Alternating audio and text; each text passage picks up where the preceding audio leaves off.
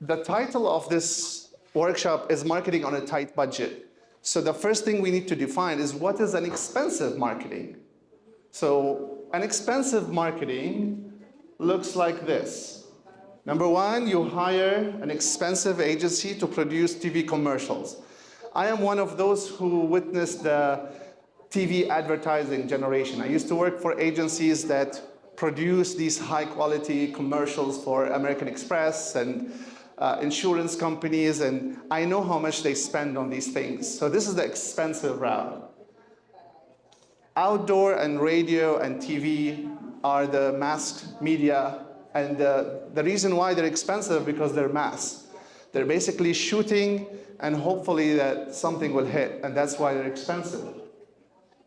And then even with the social media route, you still can get a very bad deal with a social media agency that you hire.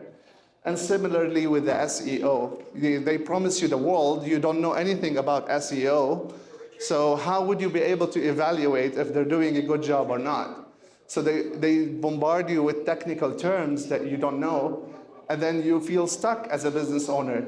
In the end of the day, you started this business because you are passionate about something, right? Whatever it is, and you want to grow that thing, but then you're not passionate about SEO, you don't know what that is, you're not passionate about all the other factors, so you have to learn a lot of new skills, and that could be costly, whether in time or money.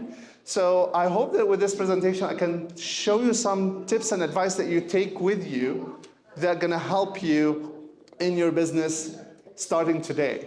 So that's the promise, at least. All right, that's a passion for me when I put this slide on. I know a lot of you, the first thing when comes to mind when you want to start a business, I need a website. You know, I need a website. And being an SBDC consultant, I see people coming to me every day, I need a website. And the fact of the matter is that you do not need a website. You need digital presence, yes. You need to be present on this thing we call the internet. People's attention is on their devices. So yes, you need digital presence, but oftentimes you really don't need a full website. And what you need instead is to have an exchange. Let's say now, I look at your faces, and I only see faces, I don't know, I'm speaking one-to-many right now, one-to-many. Now, the whole point of marketing is that how can I convert this conversation from one-to-many to one-to-one? And if I can do this online, then I achieve my objective. How can I bring you all to be a one-to-one relationship is by offering something to you that is valuable, and in exchange for that, you take your business card and you give it to me. That's what's happening in the physical world.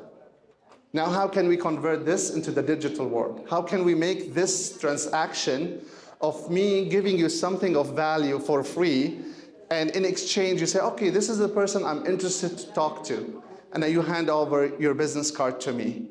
And that transaction is the thing that can be replicated with a landing page that offers a freebie that only you can give because you're the expert.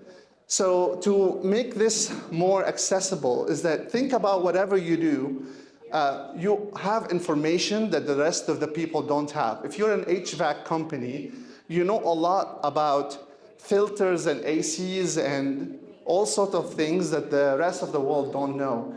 If you package this in a guide or a checklist or some valuable tips that people can download on your website, that is an exchange of value. You give me that thing, I give you my email. Now I'm giving you the opportunity to speak to me one-to-one.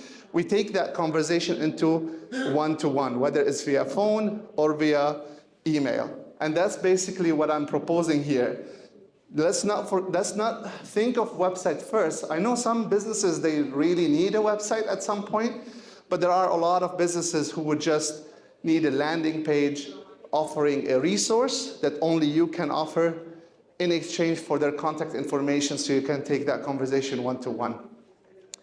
The landing page will still contain your contact information. If someone wants to reach you, they will still can reach you. But I'm just saying that this is the way to take the conversation from one-to-many to one-to-one. Yeah, AI is becoming a buzzword. It is not just a buzzword. I would say it's essential now for our business. What AI has allowed us to do is capitalize on our time. You see, time is the most valuable asset you have as a business owner. If you are able to leverage time, you will win the game. And so what AI allows us to do is to save time. And, you can double the productivity with the same amount of time. So that's why embracing AI is essential. We always say that. Whether from writing emails, so right now there's a tool called Superhuman, for example, that allows you the tool will look into the email and will filter what's important, what's not. It will suggest a reply and do all of that chunk of work that used to be handled by you, now it's handled by AI. And so the same goes with policies and procedures, documentation, all sorts of different things that can be handled by AI right now. Show your face on social media. How many of you have social media channels? How many of you show your face on the social media? Okay, so we have less hands. And that's fine, there's no judgment here. But the idea is that we need to, especially with AI being everywhere, the need for human presence on these platforms is monumental. Because these channels are going to be very crowded very soon with AI avatars. And what sets you apart is your face. You're a human. That's what sets us apart. And so being there, being on social media, showing our personality, our authenticity, being vulnerable. We don't have to brag and say how great we are, because people can smell when it's not authentic. So the more authentic you are, the more real about everything, the more you connect well with others. And this is the digital society. Back in the days, we used to meet all in congregation in person. Now we meet online.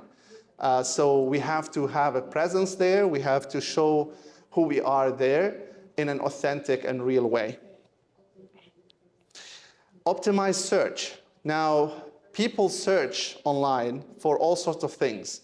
But whenever we look at search, we always think that search is only Google, right? Google is the #1 search engine, there's no doubt. But the reason why I put in this slide optimize search and not search engine optimization, because people search for information on the internet, but not necessarily only on Google. Who knows who's the second largest search engine? It's YouTube. So YouTube is the second largest search engine. So imagine our people are looking for information on YouTube. So if your business is not on YouTube, so basically they're looking into your competitor. And so presence on YouTube. The young generation, where do they search? On TikTok. That's the fact of the matter. The data proves that. Not assuming here. TikTok, Instagram, people look for stuff on these platforms. And when I say search optimization, I'm saying, okay, how are you optimizing your presence so that you appear on those search queries online, on all these platforms? And I know it's a hard work, it's a lot of work to be everywhere, but I think the idea here is that let's find your ideal customer profile. The more clarity you have on who are you serving, the better you can optimize your presence online. So for example, if you serve a certain type of demographics or locations, then you can be hyper-focused on that. Where do these people spend their time? And that's how you can leverage those platforms. Because taking everything in is going to be very overwhelming. Lastly, people are looking for information through ChatGPT and Google Gemini these days. So that's why there's a lot of importance in creating a lot of content on the internet so that these models, when you ask ChatGPT, which one is the favorite ice cream brand, ChatGPT has to crawl and learn from the internet and then come back to you with an answer. And so if you constantly produce content on the internet that talk about your business, educate your customers about your stuff, that you have higher likelihood that the search will appear to the people and they will find your company. Podcasting and influencers. So I know that a lot of us are on social media. We want to grow on social media, but we feel like, okay, we post day in and day out and there's nothing's happening. And so what are some hacks on a tight budget that you can do to increase your following on social media and basically accelerate the progress of your audience? And that is by doing, you talk to micro-influencers. These are people who have 10,000, 20,000, maybe 50,000 followers. They have a lot of engagement on their post. And try to either send them your product or try to engage with them, talk to them, see if we can collaborate, see if there's something of value that you have for them, and then try to have that collaboration. Another thing is there's a platform called Podmatch. What this platform does is that it matches you with a podcast in your industry that you can be guest on. So you can, find, let's say you're in the plumbing business, you will find a podcast dedicated to the plumbing business, and you just contact the host. They are looking for guests. So you will go on and then you talk about, whatever that podcast host want to talk about. And so you appear on these platforms, and these will give you not only backlinks to your channels, but also a lot of visibility. Because what it boils down to is that people want to do business with others who they know, like, and trust. The know, like, and trust is, if there's one thing that you need to take out from this workshop, is that these three words, know, like, and trust. So people need to know you, so that's visibility. They need to see you somewhere. They're scrolling on social media or they are attending any event, they want to see you. And then they need to like you. So that's when authenticity comes on. They need to be like, you need to show your real self, because I'm sure, my wife says I'm funny, but oftentimes I don't show that. Why? Because we're scripted. I'm wearing a suit, I'm meeting business owners, we have to be in a certain way, because that's how society programs us to be. But if I am able to tap into my funny side at home online, I will be winning, right? So the same goes to you, I think. I know this is something, a personal goal of mine, right? Like how I can be more authentic when I'm appearing online. And so that's the like part. And then finally, the trust part. If every time you post something, there's like 10 angry customers that you have failed to meet their expectations, or you mistreated, or you were rude to, no matter what you do, you're not gonna have a successful business. You need to be trustworthy. You need to be expert. You need to, under-promise and over-deliver. These are fundamental principles of business that will help you whether you do marketing or not. A lot of word of mouth is being done on the trust factor alone. So know, like, and trust.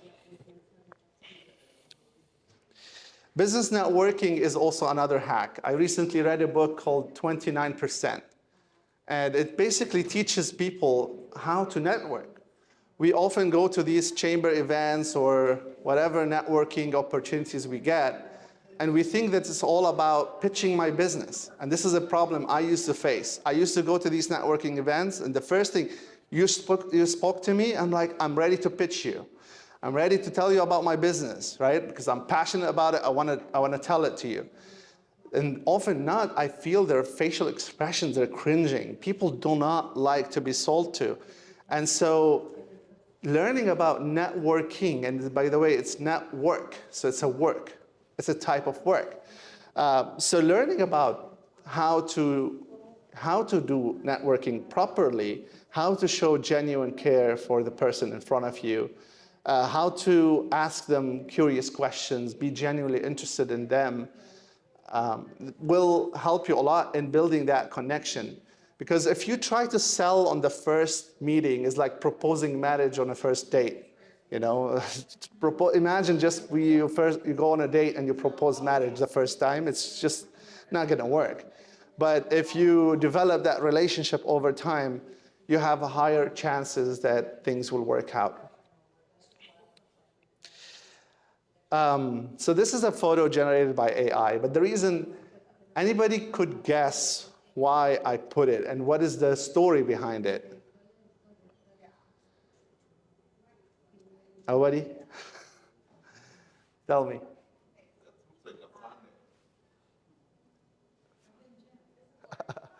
No, I mean, I think the story of this is that there was a farmer who was so angry about the world. He feels that he's destined to go and find his fortune.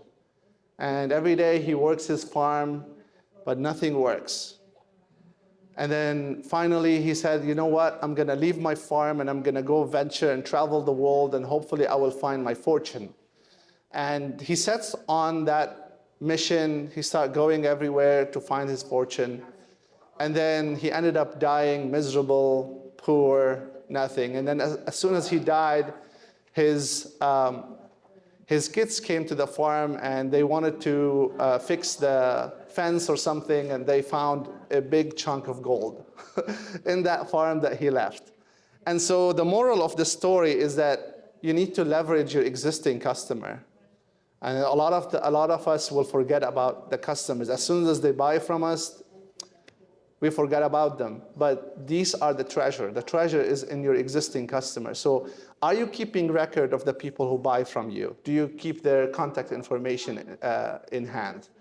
Are you requesting testimonials from them?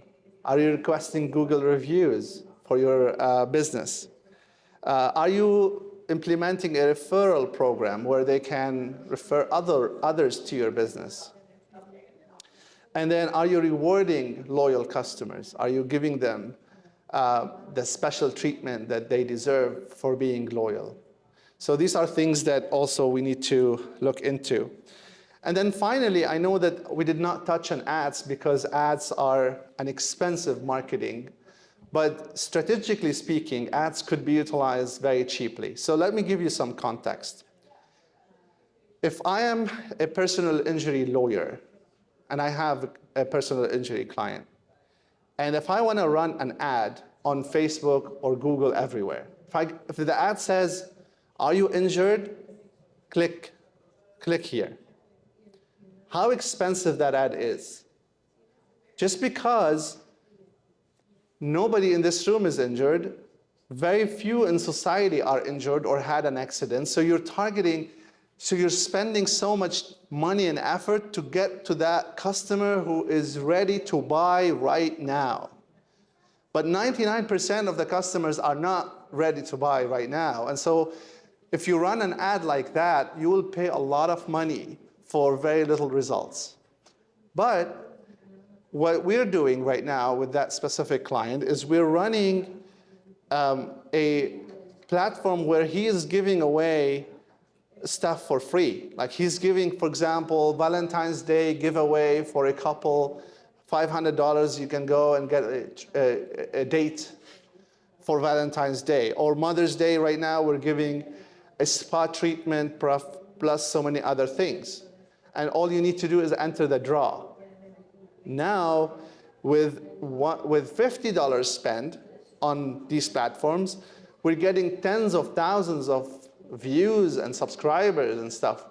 And then we are taking this data and they say, okay, all of these emails, we're sending weekly newsletter, giving them even more value, keeping the lawyer top of mind, so that one when the accident happen, or hopefully it doesn't, but life happens. And so who is the lawyer who's going to be top of mind? Is the lawyer who have been generous and contacting us frequently. And so that's what I meant by strategic ads, is that you run ads not to sell, but to bring that conversation from one to many to one to one, as I started the talk. So that's what we do with the strategic ad. We sell the lead magnet. This is the technical term for it. We sell the lead magnet, not the product itself. We're selling the idea of, okay, let's talk. Let's be on one-on-one. Let's enter my email list. You can always unsubscribe. We're not spamming people. We hate spam.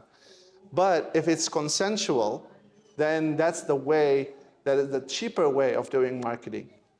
So with that being said, that's all I have for you, but I'm more interested in opening the conversation for everyone to just tell us about your business, what are your challenges, and hopefully I can shed some light. It's all about the information between, they call it the knowledge gap, between what we know and what we don't know is a big difference. And I'm not claiming that I know it all, but I hope that I can add some value to you today. Thank you.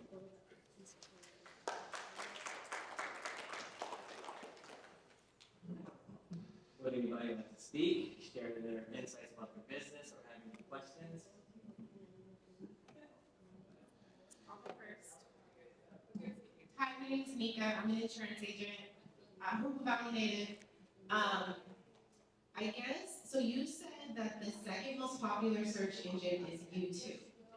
For those of us who maybe aren't comfortable filming YouTube videos out the gate, what would you recommend as a good starting point to get out there and, or figuratively, get online, better phrase, to start when you've never done a YouTube video or marketed your business in that way? Can I ask you why you're not comfortable showing your face?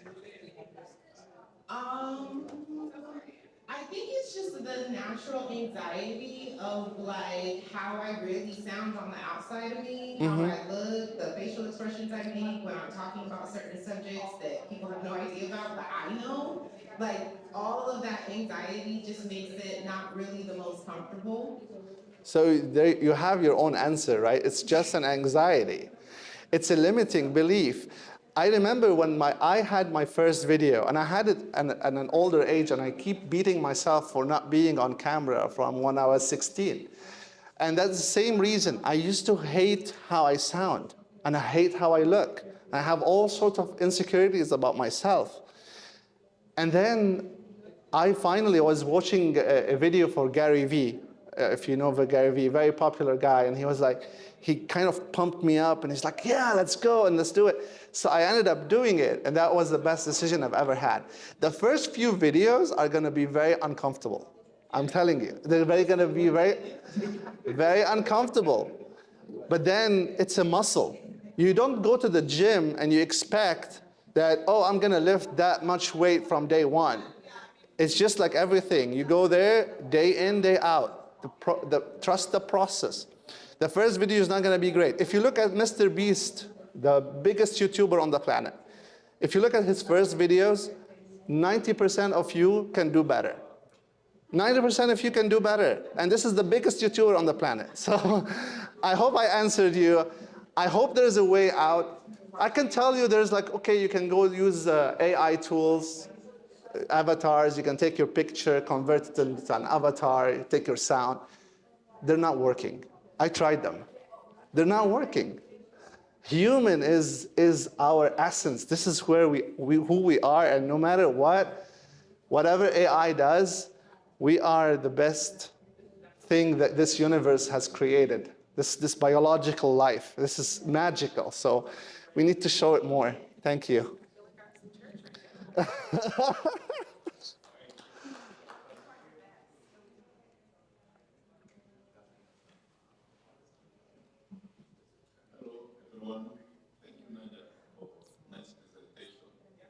My question is about probably you recommending some tools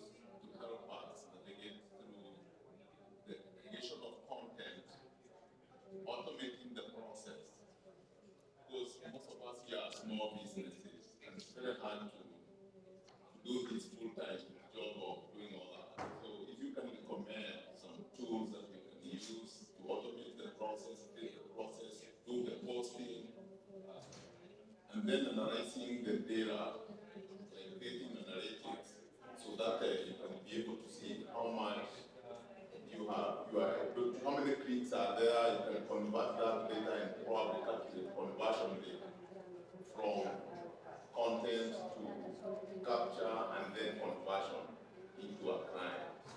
So last week I was giving a presentation in the Yucaipa City Hall, and we were talking about the 10 AI tools every business owner should have.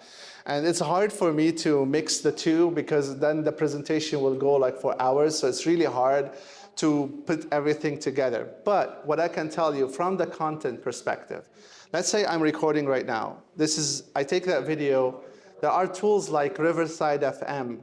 There are tools like Opus, frame.io, right? These are all words that for you probably it doesn't make sense. But what this does is that it will edit the video for you. It will give you these short clips with captions, the one that you see on social media every time you scroll. These are all done right now with the power of AI. You can edit the video by the text of the video. So you can remove the from the video as a text. You can kind of like highlight it, press delete, and it will cut it from the video. And then you can tell AI to generate short clips like for reels and shorts from the video, and it will produce that for you. So there's a lot of tools out there. Mainly, let's start by asking ChatGPT. ChatGPT, okay, what are the best AI tools to create content? And now explore them. I know it's time consuming, but again, it's either time or money. If you're a business owner with lacking money, then you should spend a lot more time. That's why we say business ownership requires a lot of time. That's why we work hard, a lot harder than CEO of a big company, because the CEO of a big company has a team, everybody's doing something, and so they can leverage other people. But when we are the only person in the company, we have to do everything ourselves. But there's a lot of tools, and hopefully we can bring to Jurupa Valley another presentation with the 10 tools that every business owner should have.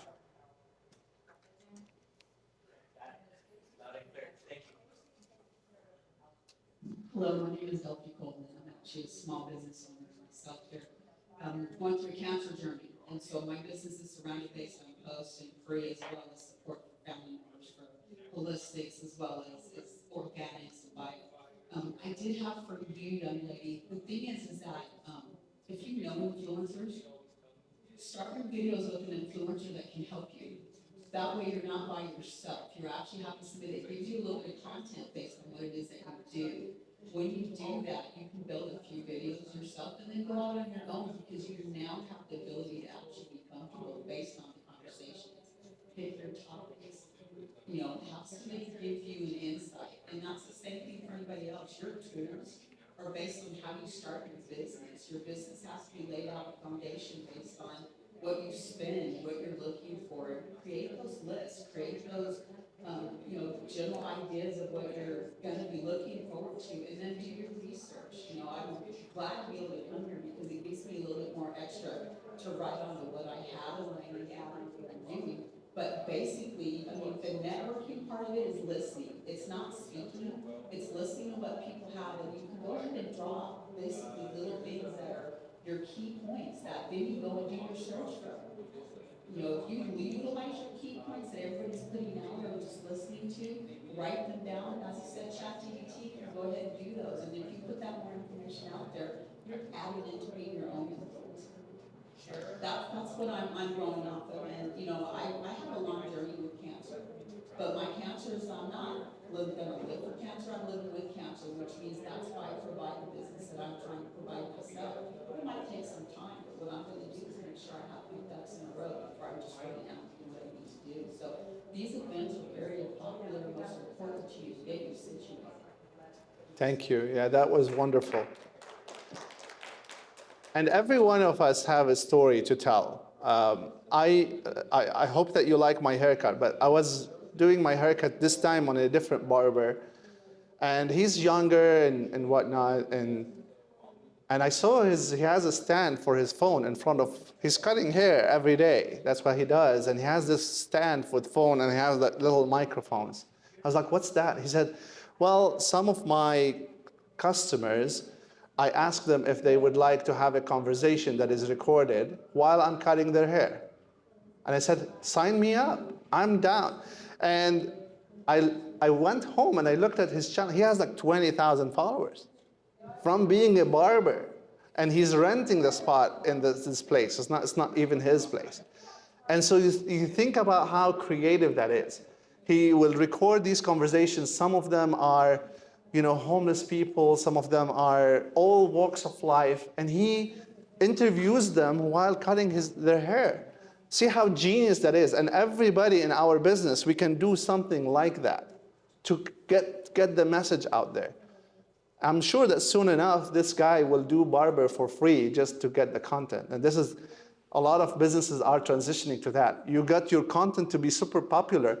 Like this guy, I don't know if you've seen that guy who mows the grass for free. He set up a YouTube channel and now he goes for free. Can I mow your grass? And he takes his machines and he beautify it for the content. He makes money from YouTube more than from mowing the grass. So.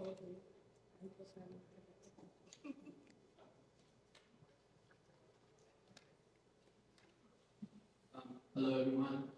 Question. For small business, I understand Facebook, I understand Instagram. For local, but for a small business trying to make a transition into a bigger business to attract bigger companies, bigger contracts. As far as advertising, you're talking about giving that personal touch.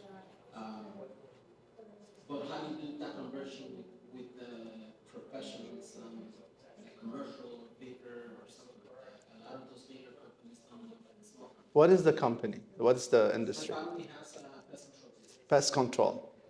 And you are local and now you want to expand to. Not expand, but aim for bigger accounts, the commercial, the bigger ones. Right. So you want to target bigger line of customers. Yes. So you're now residential, you want to go into commercial? We're right in the middle right now, but Okay. it's one of those where we're hitting that fund. So yeah, it starts with an ICP. Like, who is this ideal customer profile that you want to go after? Let's say if they are businesses, then your best bet is to go with the chambers of commerce. They are full of business owners. You can go to groups like BNI and other business-to-business factors. And then you meet a lot of businesses. Now you want to go even bigger, you can still use advertising. Because now these algorithms, the ad engines, they are so good at understanding who is who. So if you run ads on Facebook for business owners, the algorithm will find business owners for you. You just need to give it time and money, and it will crack that out for you. The only thing is the messaging. What is the offer? How you get them to take action from the ad? Because the ad can be very expensive if the message is not clear, the offer is not clear, so you need to refine that. And if you can scan the code, another thing I want to mention is that SBDC, maybe, I'm saying, okay, maybe you look at us and you say, okay, we're human beings. We might not know it all. But one thing that SBDC does really well is holding you accountable. Being an accountability partner, that's alone is worth every time you spend with SBDC. Because we are your accountability partner. We tell you, okay, what's your next step? When are you gonna do it? What's your homework? So as a business owner, we all start businesses because we want to be our own boss, but that comes with a disadvantage. The disadvantage is that nobody's holding us up accountable. And so with SBDC, I'm not saying that we hold the stick, but at least we ask you the question. What is your goal? When are you going to achieve it? How are you going to achieve it? And that consulting, that one-to-one conversation will lead into you being disciplined and doing what you say you want to do. Okay, thank you. My more specific, I guess, on the form of advertising. You're talking about the human touch. do you integrate the human touch in the commercial? I personally, I'm also a commercial real estate agent. My wife's the one that runs the investment firm. And I've been doing the BMI, I've been doing the Chamber of Commerce. But to integrate that human touch, how do I open that door to, like I said, other companies? Yes, I mentioned that the advertising has to take people from one-to-many to one-to-one. And so when you craft, again, if we're talking advertising, because the only way to scale beyond the chamber and BNI and all of these is to go advertising, to spend money. And to be effective in spending money, you need to have something of value that those people that you're after would be willing to take action on. And this could be a special guide about pest control. Like, I have zero idea about pest control. If you tell me that, oh, do you know that bees right now, they start doing some behavior, and you give me that information for free. Oh, okay, I want to learn more about this. I want to sign up for your sheet. And so now I am in your email list. You are educating me about your business. I might not buy now, but I know if I ever had a problem with pests, I'm gonna reach out to you. And that's the power. That's basically the principle of it.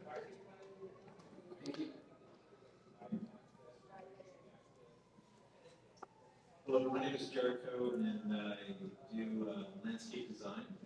And after 17 years of working for a company, they just cut corners and they let go of a bunch of us. And what I did is I saw SBDC and I signed up, and I met with my mentor monthly. And they sort of helped me organize myself, spend the little time I had to organize myself, because I had a lot of, I had to look for work. Organize myself, find the right tools I needed, financing, banking, business license. So I created my business. My business is now 1 year old, May 1st. I can happily say I have about 28 contracts that I've approved, and these are commercial. And for this gentleman in front of me, to go from residential to commercial, what's helped me is word of mouth, networking, impressions on LinkedIn, Instagram, and those are the main sources that spread what I do. And you'd be surprised how many people reach out to you. The areas I'm struggling with is the content creation, as you mentioned, sir. I'm old school. I can do stuff through Photoshop, Illustrator, but I'm not very good at combining creating the content for Instagram and having that go to other programs. So your advice on Opus and others and 10 tools, I'm really going to look into that. But I have paid for marketing in Instagram that, let's say, give them a limit of 500,000, whatever it is you can afford, and they push this to their audience. That sort of makes fit what your business is and what people are looking for. And my posts are educational in terms of I teach them about concrete, teach them about aesthetics on materials and how many mixes of materials. And people respond, and I respond back to them. And then they come back to me. But that's how I've escalated from residential to more commercial. And to survive the ups and downs of industry, I've gone more to medical landscape design, and I'm doing commercial medical projects all over San Diego and over here. So far so good, but it's not easy. There are my lows and downs like everybody. I think with commercial though, folks tend to have a longer lead time to pay you. By the time you invoice them and they go through their procedures and requirements, you might not see something for about a month to a month and a half if you're lucky. So it's just something to really align yourself and be prepared for that changing from residential to commercial. I love that. So with professions like this, anybody has other professions or like in the field, they're working on site, or they have something of a transformation, like a painter who has a wall that is looking ugly and now it's looking good. With landscape, one of my favorite channels is really, we just watch one video after the other of landscape architects or whatever They show the before and after, the process. I have channels that I love that are concrete people who all they do is film how they are doing their concrete work. So if you are in that trade business, in that construction or anything that you're working with your hands, this is the best opportunity for you to film. I think every job you could pay, you could get your money from the client, and you can get so much more if you film it. Oftentimes, I know we are all busy, and having to hustle to have a camera with you to show the before and after, or to put a time-lapse camera, you know, the camera that takes a frame every now and then. But this is the best investment you can make, is to really film what you do. And that is an advertising for you on its own. So, yeah, that's definitely something. Hi, my name is David Altman, Director Engineers. We are in the city, we are a member of 40 different cities in Chamber of Commerce. One issue that we have in our city is every time a small business owner, they want to banner up to advertise for their commercial business, for their business, they have to pay $11 a day permit fee. Most of the cities, Santa Barbara, San Diego, if you're a business owner on that city, they waive that fee. You still have to get a permit for it, but they waive it. For some of us to pay $330 a month to have a banner up, it's a lot of money. So I think we need to get that removed. We still can get a permit, but we need to remove that $11 a day so we can put our banners out and advertise for our customers. Thank you. Yeah, we're not city officials here, but I understand, but I'm just saying it's a concern as a business owner. yeah. Oh, the cost of advertising is on the rise everywhere, whether it's outdoor, on site, or digital as well. The thing is, I think the problem is that a lot of people are competing to do the same thing, and when the demand is high, there's some sort of price has to go up at some point. But again, this is a conversation to be had with the city officials or the county or something like that. But it's a valid point for sure. All right. Any more? Going once? Thank you. So my question is, in your starting slide there, you talked about using a lead magnet instead of a website. But as you know, most of our business they are required virtually in every business setup. I'm in bookkeeping and accounting. That's what I specialize in. So I'm wondering, if I create a one-pager and I want to reach a design engineer, a pest control business, a retailer down there, how will I mean, I can't be able to focus on one niche. I need multiple niches for my business to grow and to thrive in the business environment. So how does the one page and lead magnet work for my situation? So if you're a bookkeeper, you work for business owners. So you could go general. You could go say, okay, I work with small business owners, and I'm going to offer an instant accounting health score for businesses. So you take a small survey, and then by the end of the survey, I know that my financials are good or bad. So you can develop that sort of quiz, assessment, whatever. These are very effective. People like to take these quizzes. No, these are on the landing page. Now, what is the purpose of the website? So let's say, okay, the landing page is a page that says, this is my logo, and it advertises the lead magnet. It says, okay, download my guide for healthy bookkeeping. Again, I'm on the fly right now. And then sign up. And then down there, if you need to contact us now, here's my phone number, here's my email. That's the landing page. And so depends on how powerful is your lead magnet.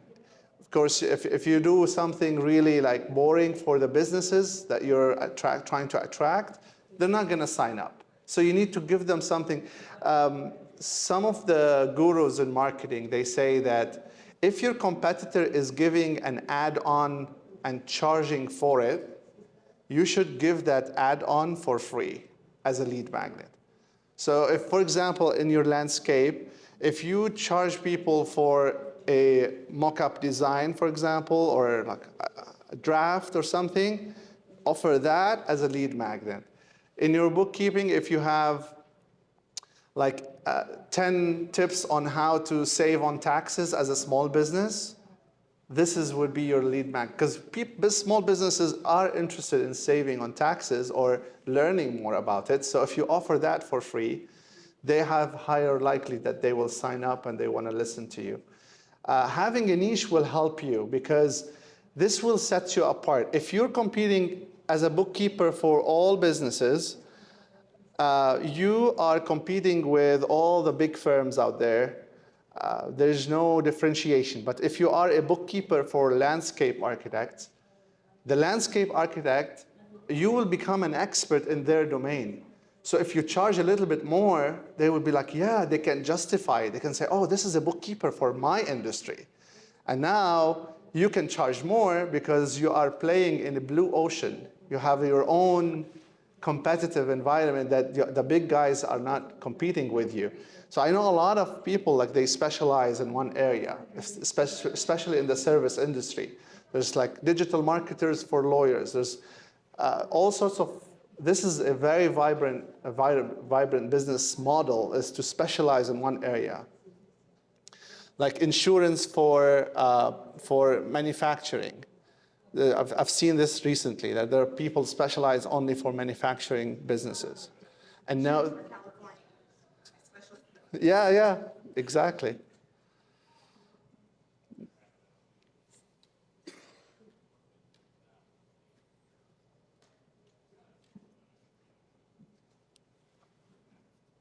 My name is Ilana, and I'm the owner of a construction company that specializes in kitchen remodels. So on our website, we have pages of before and afters. We probably have 1,000 photos on our website. So we have a good reason to have a website because it's very photo intensive and a landing page wouldn't work.